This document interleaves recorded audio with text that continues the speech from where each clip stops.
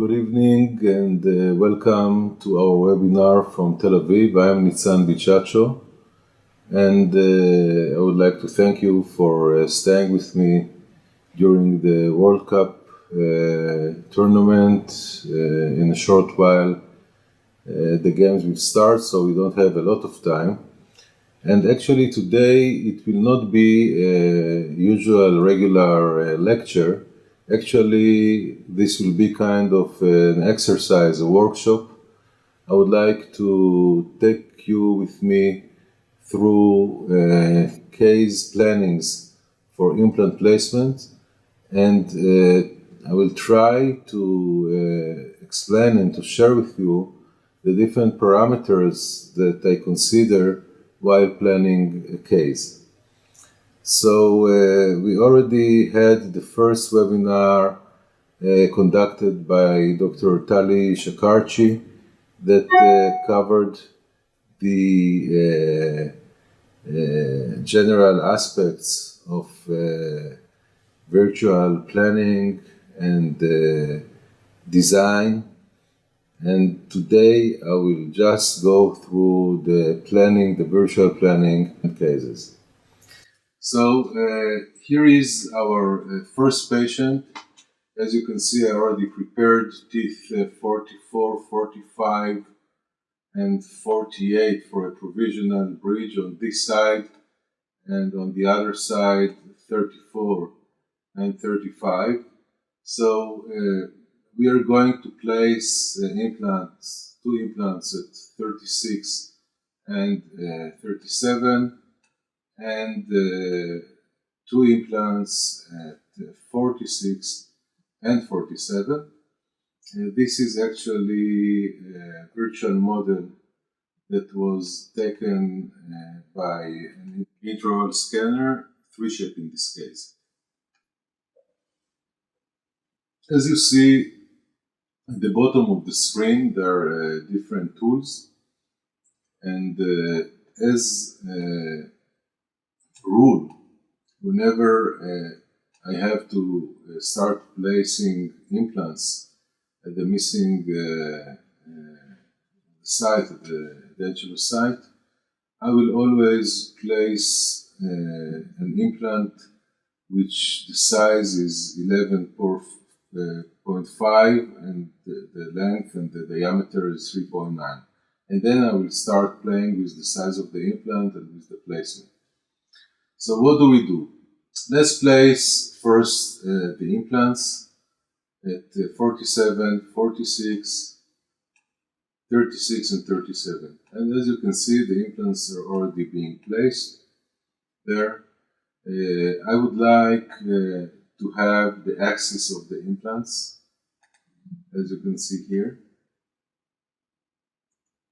And it is also important for us, if we want to have an optimal planning of the implant placement, to see where the crowns that will be connected to those implants will be in the spatial 3D dimension, which means that we always have a diagnostic wax-up. The diagnostic wax-up is either the actual provisional restoration. So here we have the provisional bridge, and we have here also a provisional bridge that was scanned separately, and I can superimpose it by pressing on the wax-up.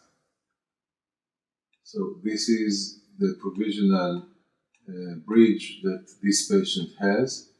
And at the last site, 37, actually today there is no restoration, but we can always have a virtual wax-up and see how the future crown will look like.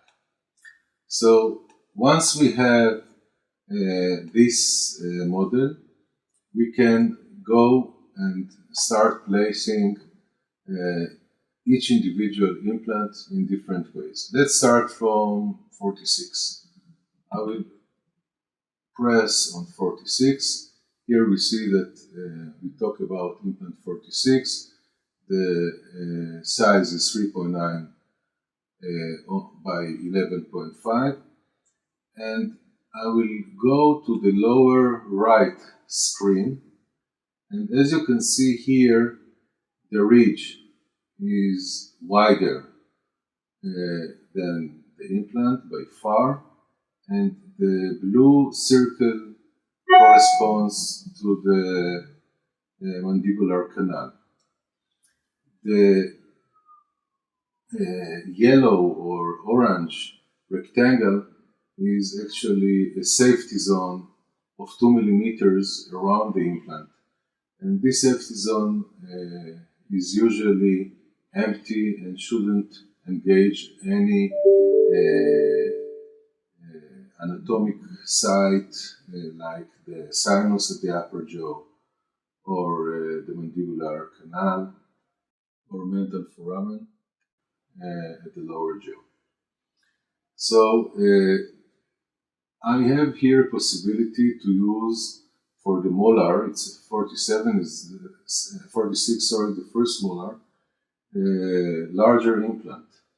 Let's try and make it longer. This is now 13 millimeters. And let's go and have it wider. This is 4.3 and this is 5. So now you can see we're talking about 5 millimeter implant diameter. And I would like now to see if I can make this implant longer. And let's go from 13 to a longer implant. But the software doesn't let me. It doesn't let me because with the present software, and this is going to be modified very soon, we cannot place V3 implants that are 16 millimeters. The implants exist in the arsenal, but the software doesn't allow us. What can we do in this case? In such a case, I can connect to the implant head an abutment. I go here, I choose abutment, as you can see here, and I can choose also the height of the abutment. So I come, this is the abutment symbol, I press over it, and let's choose a multi-unit abutment of 3 millimeters. So I scroll down, multi-unit abutment, straight, 3 millimeters, okay. Now we go back here, and actually if I would like to have an implant of 16 millimeters, I have now implant of 13. I have another 3 millimeters from the top of the implant head to the prosthetic platform of the multi-unit. So I can actually take the whole implant and lower it so that the platform of the abutment is actually representing the supra 3 millimeters height of a 16 millimeter implant that will be placed at this level. But when I come to the apex of the implant, I see that the safety zone is already engaging the mandibular canal. So this is no good. I have to choose maximum length of 13 millimeters. So the 13 millimeters, I will take now the abutment out, and I will place my implant where it was before. And we are talking now about an implant which is 5 millimeter in diameter and 13 millimeters in length, and it is far away from the mandibular canal. Now, should I place the implant equicrestally or supracrestally or infracrestally? It really depends on the implant system that you utilize. When we utilize the V3 implant system, we prefer to place the implant about 1 to 1.5 millimeter subcrestally, and we measure it from the buccal bone crest. So if this is the buccal bone crest, I will go about 1.5 to 2 millimeters and place my implant deep into the bone, and this will ensure me a very stable bone around the implant during the future remodeling. So actually now we have the size of the implant for this molar tooth, and I can choose implant at site 47. Again, we start always with 3.9 and 11.5 size, but this is arbitrary size, a number. You can start with any size that you want. For me, it's easy to start with this size and then manipulate and choose the right size for the individual site. Here we see that the lingual aspect of the bone of the mandible has this depression in that area that I have my cursor pointing out. So this is something that we always need to remember, and this is only one of the many reasons that the CBCT, in my mind, is imperative before you place implants anywhere in the mouth, regardless your experience and your clinical skills. So let's see, this is a second molar, 47. I would like to make it longer. Can I make it longer? No. Here is the canal. So actually I have to make it shorter than 11.5 if I want to stay away from the canal. And here I am in a good distance from the canal. So this is a 10 millimeter implant length, and I can make it wider. This is 4.3. I can make it even wider. This is 5 millimeter. So the 5 millimeter implant in this case, as you can see it here, is far away from the canal, more than 2 millimeters, but I'm not so infracrestally when I look at the contour of the bone at the buccal place. So I actually can place it a little bit more deep. So now I am infracrestally and a little bit more lingual. Within the confinements of the bone, I'm still far away from the outer aspect of the mandible lingual crest. And I can go to the other implants on the other side. As you understand, at this time I don't relate to the angulation and to the mesiodistal position of the implants. We will do it later on.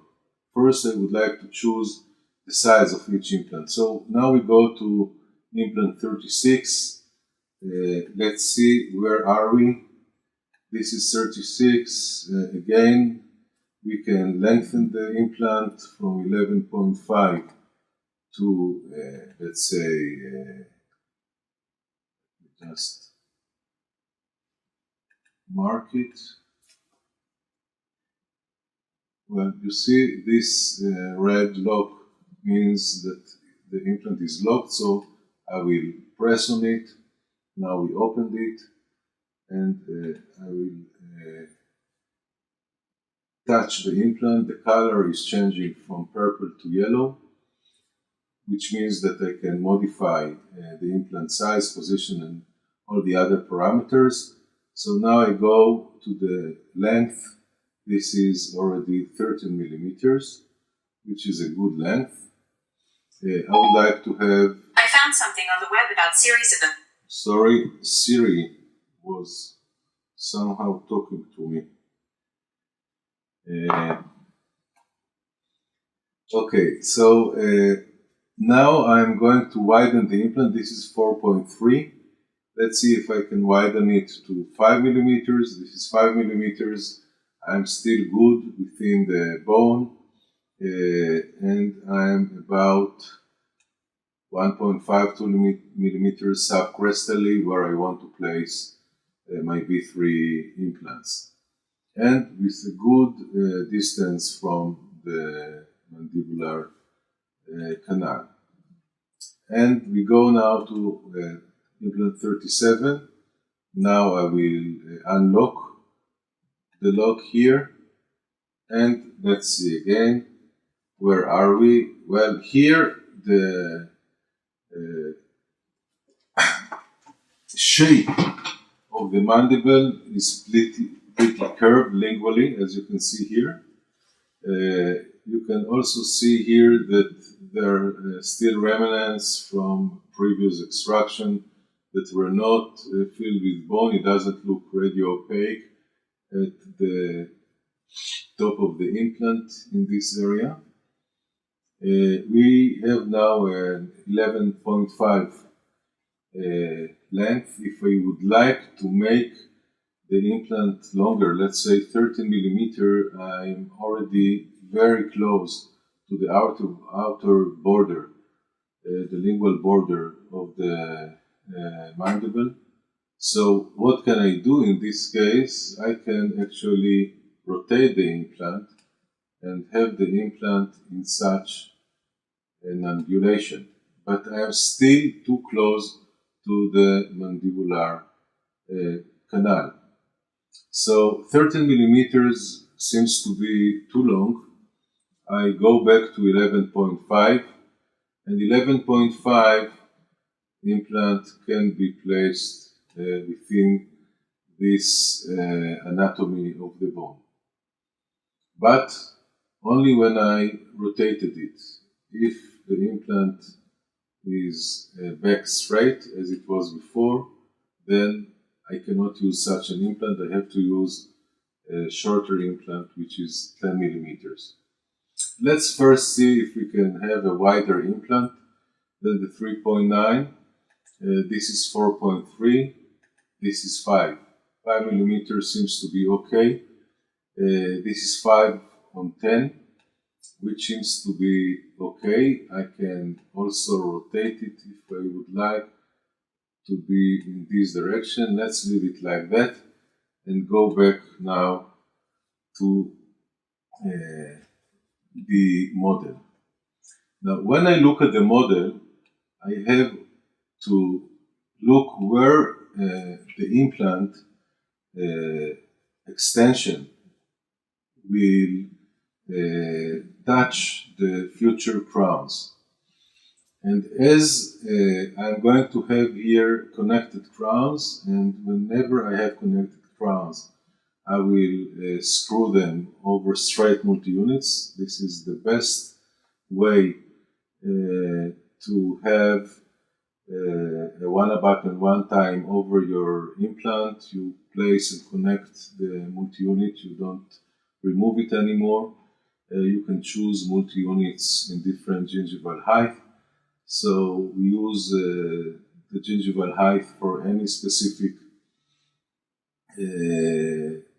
site. You have the multi-units in place. You can screw over them very easily the provisional or the definitive connected crowns.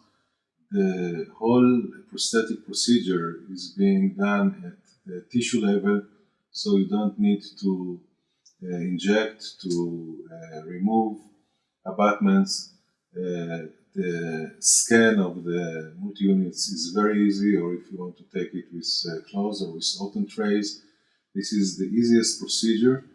and it is a very, very accurate procedure once your scans or your regular impressions are accurate and your technician works in an accurate way. So my preferred way for connected crowns or bridges is always to have them screw retained and always to have them screw retained over multi-units.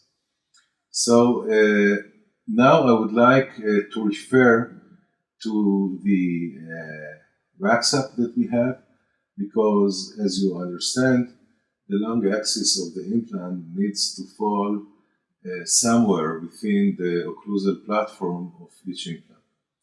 So let's go to the upper left screen, and as you can see here, the implants are not exactly placed where I need them to. So I would like to start with 46. This is implant 46. As you can see, the implant is lingually located. I go here and I can either move the implant buccally, as you can see here, but then I might be too close to the crest, to the buccal crest of the bone, or I can place the implant right in the middle of the buccolingual width of the bone. The blue line is the silhouette of the backside or the future crowns. So what I will do is slightly rotate the implant so that the long axis will come somewhere at the central fossa of the future crown, as you can see here. I wouldn't like it to fall in the buccal aspects of this crown, because these are the supporting cusps and I wouldn't like to have a hole in the supporting cusp. So usually at the posterior lower jaw we would like to have the orifice for the screw around the central fossa. So now I'm good in this respect, but don't forget that I would like to connect those two implant crowns. So let's go now to the crown at 47. Let me just see where I am mesodistally. So mesodistally, I feel that I'm a little bit too close to the root of number 45. So I'd rather distance my implant from the root. So now I have the 2 millimeters safety zone not touching the root. Let me see where I am here. Well, I'm a little bit inclined distally. So I would like now to incline my implant more mesially. I go to this screen and I will rotate the implant, as you can see here. Now the implant is more straight, more parallel. The long axis of the implant is more parallel to the long axis of the adjacent root, and it falls well within the future crown, as you can see here. So I will go now to implant 47. This is implant 47. You can see that we placed it in the middle of the crest, but it doesn't allow us to restore it in a screw-retained way without angulated abutments, which we don't like. So I will have now to rotate the implant and place it a little bit more coronally, but as you can see here, we are still too close to the mandibular canal. So what should we do? This is 10 millimeters implant, and the diameter is 5 millimeters. We cannot have a shorter implant unless we choose the 8 millimeters. So I chose the 8 millimeters, and the 8 millimeters on 5 allows me to place the implant deeper at the bone. Let's see how it relates to the crown that it will hold. I'm too distally located over the crown, so I would like to mesialize it, as you can see here. So I mesialize it, and when I mesialize it, this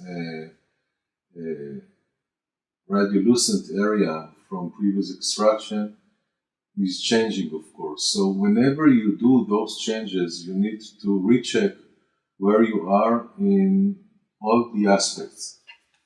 What do we do here? Again, I look where I am. So I'm far away from the mandibular canal. The implant will take this part of the radiolucent area, but I have still some radiolucent area on the periphery, here and here. And this can be, of course, augmented from autogenous bone that we will collect during the osteotomy. So I'm good here, but when you look at the two implants, you see that they're almost parallel, but not completely parallel. Look from this angulation. Let's see what happens if I will parallel those implants. So how do I parallel the implants? I choose the reference implants to be parallel to. Let's say that this is 46. Then I touch this tool here, the parallel tool, and I touch 47. When I look at 47, if it is completely parallel to 46, I see that the implant will allow the screw hole to buckle. So let's go to 47 now. Unlock.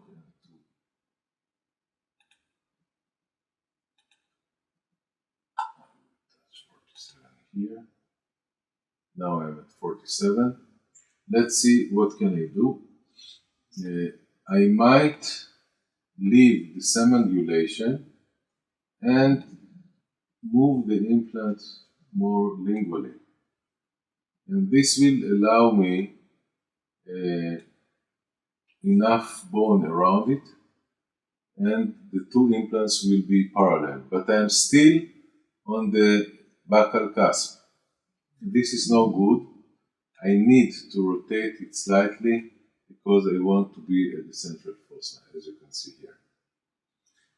I'm far away from the wisdom tooth that will be removed later on, so actually the wisdom tooth is not a concern, because after we will have those implants loaded, it will be removed. We keep it as a strategic tooth during the osseointegration period, which will take about 2 months in this case, with the B3 implants and the B plus surface. When I look at the implant again, I don't like very much the angulation of those two implants. So I would like to rotate them more mesially. Let's do it here. I will rotate it a little bit more mesially, and then I will take 47 as a reference and parallel 46 to it. Oops, here it is. So now 46 is parallel to 47. This is 46.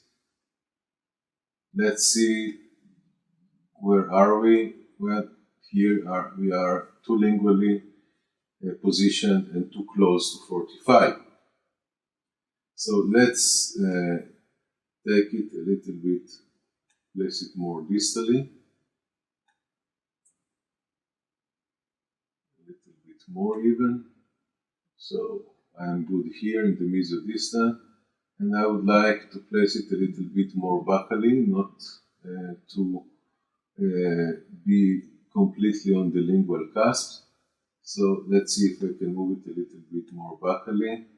Yes, I can. Remember that the B3 head is triangular, so we have actually three flat surfaces, and we can decide the flat part of the implant head where it should be facing. So if it faces this buccal plate, we have an extra bone here that we keep during the implant placement. So actually, after drilling, this osteotomy will be filled with blood, and blood is the best substance for future bone osteogenesis.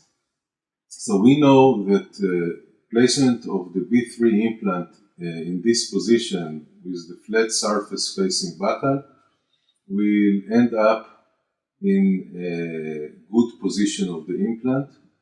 You remember that we placed over this implant a 3 millimeter gingival height of a multi-unit. Actually, this means that if the prosthetic platform is at the crest, the implant head is about 3 millimeters down to the bone, which is no good. So I will choose a multi-unit of 2 millimeters gingival height, as you can see here, because I want to be about 1.52 millimeters subcrestally. And now I have 2 millimeters. I can see that I am more or less at the bone crest, which means that the implant head is about 2 millimeters subcrestally. This is what I like.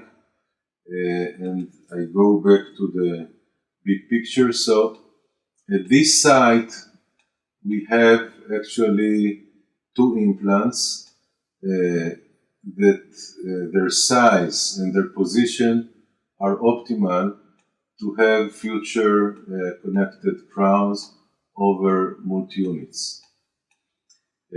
So I can actually now lock implant 46. I locked it, I go to implant 47, and I will lock it as well. And I will move to the other side. Okay, the other side, let's start with implant 36. Implant 36 is actually positioned not bad. As you can see here, it is at the central fossa, and if I look at it from a different angulation, I see that it has good positioning when it refers to the future crown that it will hold.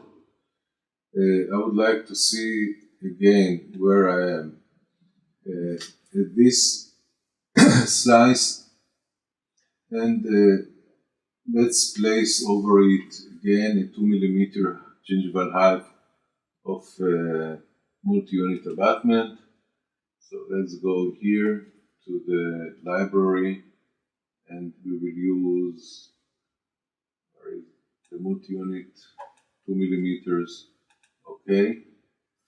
Now let's see. Again, the prosthetic platform is more or less at the crest, which means that we go 2 millimeters orapically. This is the gingival height, and the implant is being placed 2 millimeters. Subcrestal, as I like. We have the safety zone, which is fine all over. So this implant is actually positioned perfectly. But I have also 37. And 37, as you see, right now is positioned out of the of the future crown that it will hold. Although, when you look at the crest, anatomically, it is in the middle of the bacolingual width of the bone at this aspect. But let's see what happens if we are going to parallel this implant to 36. So again, we mark 36, we go to the parallel tool, we go to 37, and now 37 is parallel to 36, and when I look at it prosthetically, it is in a perfect position regarding to the future crown. And of course, you need to remember that whenever we do a virtual wax up, we always use the upper jaw, in this case, or the opposing jaw, wherever we place our future implants, so that we can relate the wax up to the actual occlusion of the patient. Here we had the provisional restorations that actually served us as the actual wax up for the majority of the missing teeth, and we just used 37 as a virtual wax up. So for 37, the implant position is fine, but now we have to go to the bone and look where are we. 37 right now is, let me see, is 5 on 10. Its position, the position is perfect, but when I go here to the implant, I want it to be subcrestally about 2 millimeters. So let me again place over it the multi-unit abutment with 2 millimeter gingival height. Where it is.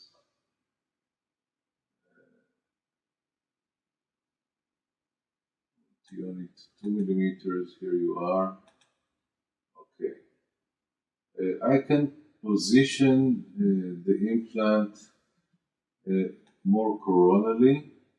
Can be 1.5 millimeter, not necessarily 2. And then I'm in a nice distance from the crest.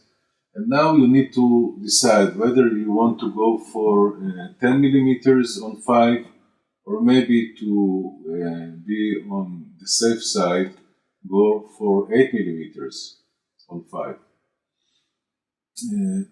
Let's say that here the bone looks very condensed. I wouldn't like to drill it too much, so I'd rather go for a shorter implant. 8 on 5 is fine. It is not going to support an individual crown anyway. It's going to be connected to the implant on 36. So we can play and look from the bottom aspect on the implants on 36 and 37. Let's have a look at it. As you can see here, it is a nice view. When the multi-units of 2 millimeters are connected to them, you see that the multi-units are actually a little bit subgingivally. This is the surface of the scan that was here. But remember that the surface of the scan doesn't give you the thickness of the mucosa, of the crestal mucosa. And this is why sometimes we need to have a different multi-unit according to the actual thickness of the mucosa that you see here. So what you do see is the surface of the tissue, which is here. So you can guess that the thickness of the mucosa might be 1 or 2 millimeters at this area. Remember that we placed the implant about 2 millimeters down to the bone, and we always have the thickness of the mucosa. So this discrepancy between the bone level and the mucosal, the crescent mucosal thickness is something that you need to take into consideration always. I will go to the other side now.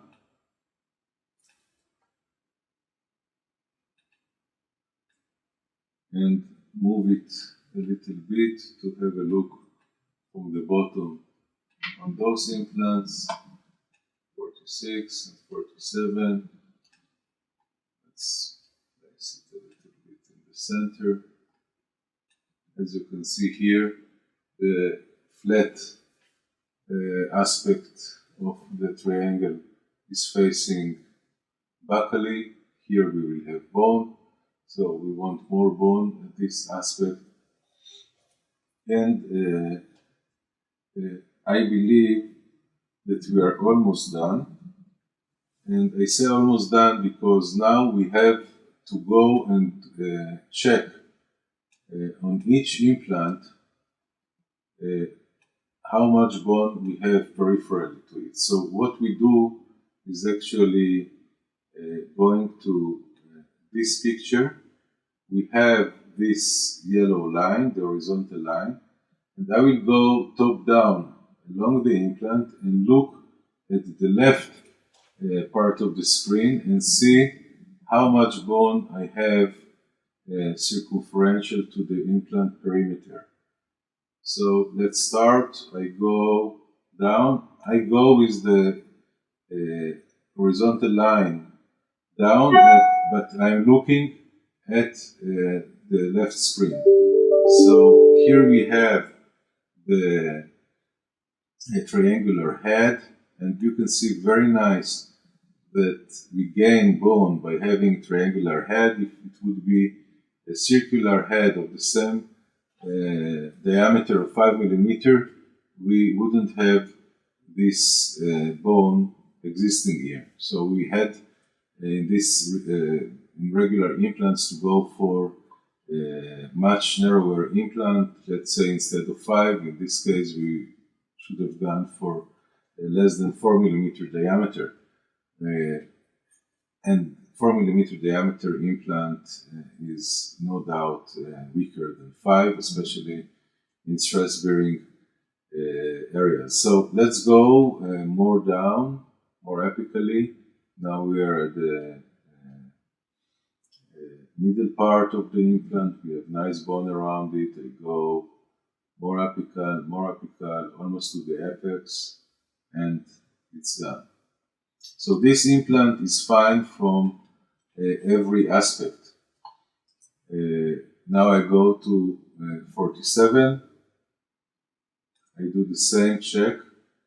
You see that part of the implant head is not in bone, and this is remnants of the previous extraction. Maybe we have to wait more until the bone mineralizes in this area.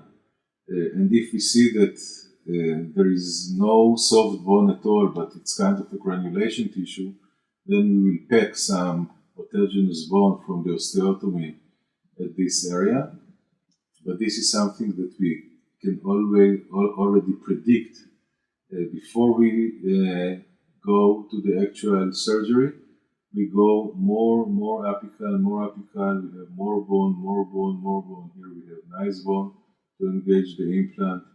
We are already at the lingual aspect of the mandible, this area with solid and very radio-opaque bone, as you can see here. So we will have a nice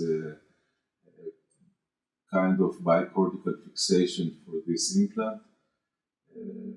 From the top, this area, the mesial aspect, and on the bottom, from the apex of the implant. So those two implants were checked. Let's go to implant number 36. I would like to lock it. and we do the same check. So you look at the lower left side of the screen, and we go top down again. You see how nice the triangular head of the implant allows you to have a nice thickness of bone, more than 2 millimeters, which is the number that we would like to have in order to ensure future stability of the bone volume during the remodeling process. So we go more apically. We look if the implant is always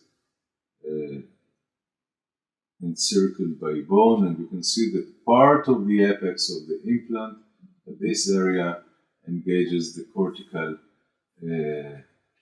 lingual plate, which is fine.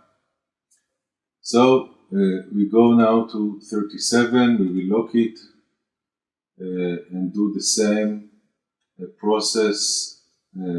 Here you can see on the upper right screen the bone loss at the distal aspect of this mandible, so we are not going too deep and too far distally. Let's see, we start with the implant head at this level. You can see that we have here some missing bone on the distal aspect of the head. What you can do is actually rotate a bit the implant. So here I have enough bone, as you can see here, buckled to the implant. Let me just zoom. I have lots of bone here. So I don't necessarily need at this position to have the flat aspect of the implant head facing the buccal bone.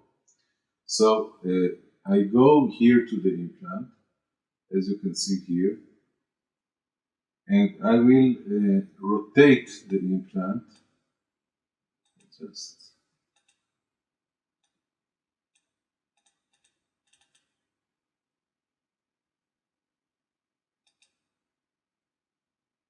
a moment. Okay. Now I will try to rotate the implant a little bit, as you can see here. But now I don't rotate the implant, I have to. The implant is actually locked, so you cannot rotate it. You have to unlock it, and now you can press and rotate the implant, as you can see here. So what we did is actually trying to get away from this reserved area. And you see that once we did rotate the implant head, the flat aspect of the triangle is now facing this area that we are not sure that there is mineralized bone there, and it allows us to stay within the environment of more solid bone around it, which is another nice thing of having a triangular head, as you can see here. So let's go apically and look here where we are. So we go more apically. Here we are in good bone. Go more apically, arriving to the apex of the implant, which is already engaged at the cortical plate, at the lingual cortical plate, which is nice to have. And here we are. So actually, we can lock the implant now, relock it.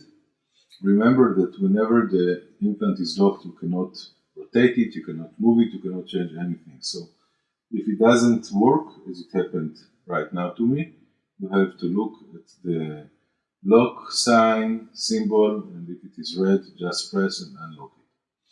What we have now is actually an optimal positioning of the 4 implants, and this will allow us now to create the M-guide that will have those sleeves, titanium sleeves. Let's look how the M-guide we look at this specific design. So we go down to the tools.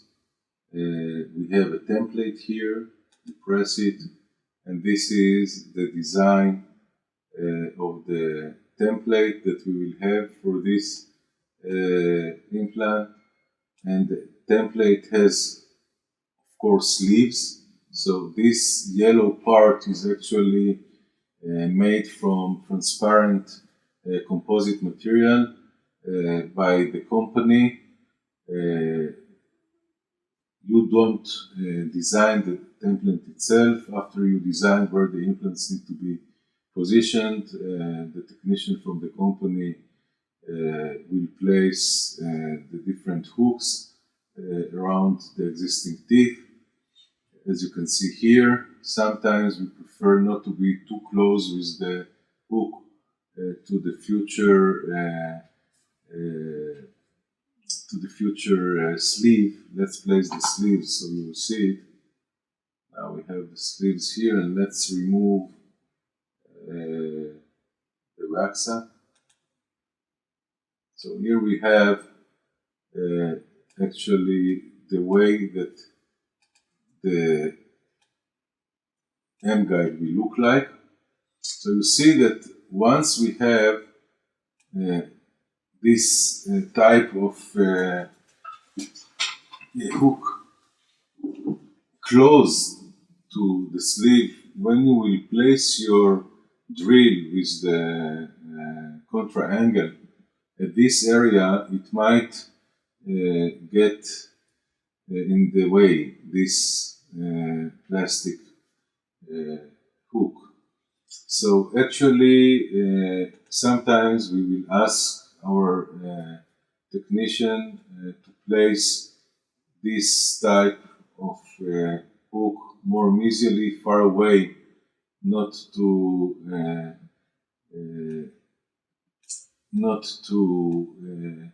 disturb the way that we are going to drill through those sleeves. And the same goes for the other side. Usually you would like to have the distal support close to the sleeve, but again this might be a problem when we place the contra angle with the drills here, so we might ask to maybe place this one more mesially and this one on top of 34 instead of 35, so I can have a free way to place my drill during the surgical procedure. So you have those titanium sleeves that are engaged into the composite resin material. You place it, as you can see, the M-guide is very airy, so you can look through and see the teeth that support it. It allows for the coolant to go easily around your drill. And once you went through a sequential osteotomy, the osteotomy is in a sequence that you always start with a 2.4 diameter drill, shorter as possible, so let's say 6 millimeter, and then you go with this diameter to your final length according to the implant at the site, and then you start to expand it, and you collect bone during this osteotomy to use it after implant placement. Once you went through the osteotomy and you finalize the shape of the osteotomy in each site, then you can either place your implants through those sleeves, or you can remove the template and place the implant freehand into the osteotomies. So there are lots of possibilities, but as you understand, once you went through this design and took all the parameters into your consideration, then the time that you spend during actual surgery is reduced by far, which is good for you and good for your patient. So this is the first case that we planned, a simple, relatively simple case, I must say, of 4 posterior implants at the mandible. We might have some more exercises like that with more advanced situations like aesthetic implant placements in the smile zone or edentulous arch, full arch. But this will be done in the future. I would like to thank you very much for your participation, and if there are any questions, I'm here to answer you. Thank you very much. So I will be waiting another minute to see if there are any questions, and if not, I believe that we will have at least another 1 or maybe 2 exercises like that, as I said before. And I believe that when we go with more advanced plannings, like with implants the smile zone, like full edentulous arch, like 2 arches, then many of the parameters that influence our considerations will be revealed, and I believe that it will help each one of you in the thinking process while you plan implant placements. I also hope that with this exercise I made clear why CBCT and scan, when we have the DICOM and the STLs overlapping each other, are so crucial to place the implant in the optimal position for future rehabilitation of those implants. And not only that, but during the planning, we can already start to think which type of rehabilitation we would like to have, whether it is direct to the implant head screwed, or in some cases maybe utilizing some abutments to be cemented on, which we try to avoid in the last years. If we use multi-units or we use the new extension of the V3 system, which is called the Connect, which is kind of a narrower multi-unit with an internal connection, a very, very smart addition to the armamentarium, to the prosthetic armamentarium of the system. So let me see. Anonymous user 2, great lecture. Thank you so much. It was wonderful. Thank you very much, Anonymous user 2. And then Mekinowski, for me, the lecture was very clear. Appreciate it. This means that we had a smart audience, and this is very good. This makes me very happy. I hope that it did add some hints and tips for you that you could utilize in your future surgeries. So, Razvan, thank you very much.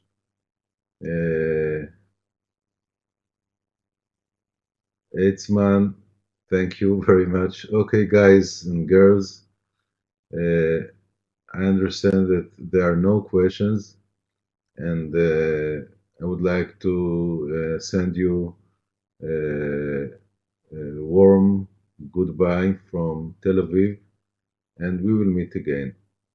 Let me see.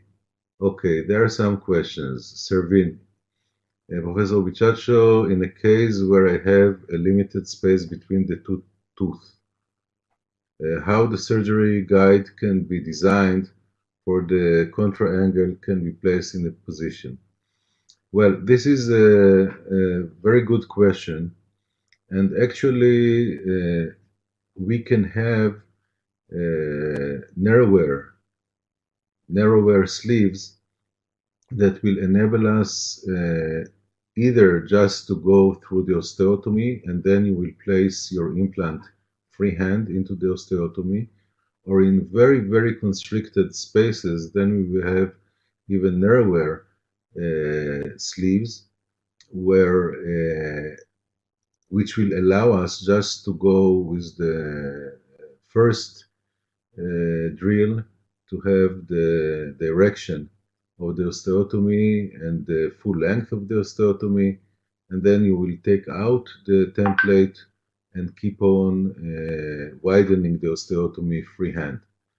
So this is the only way that we are able today to use guided osteotomy in very constricted areas.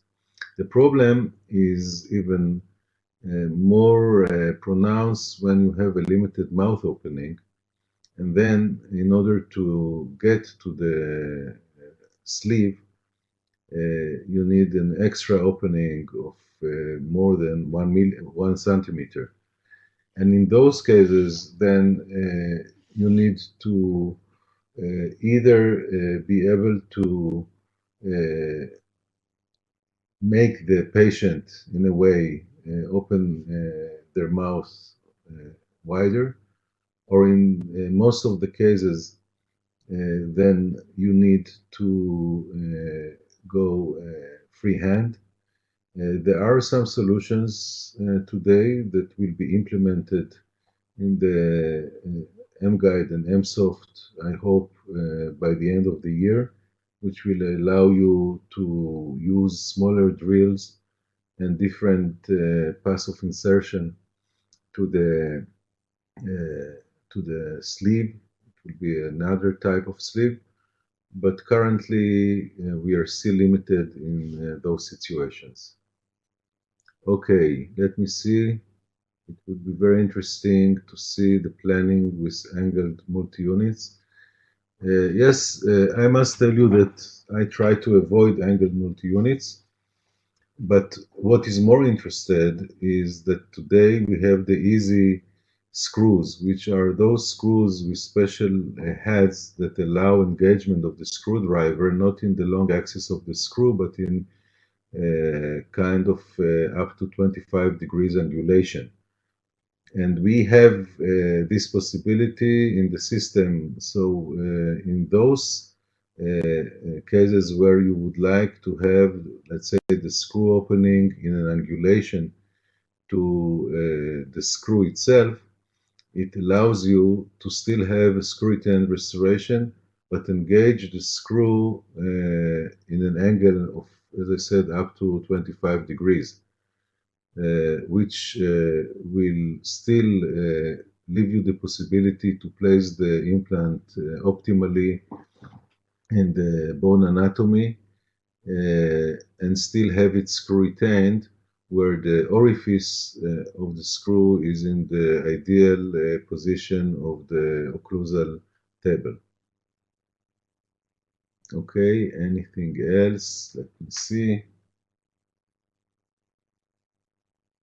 So again, I would like to thank you for your participation. Send you warm regards from Tel Aviv. It's a hot day in Tel Aviv today, and I will go to watch football now. Bye bye.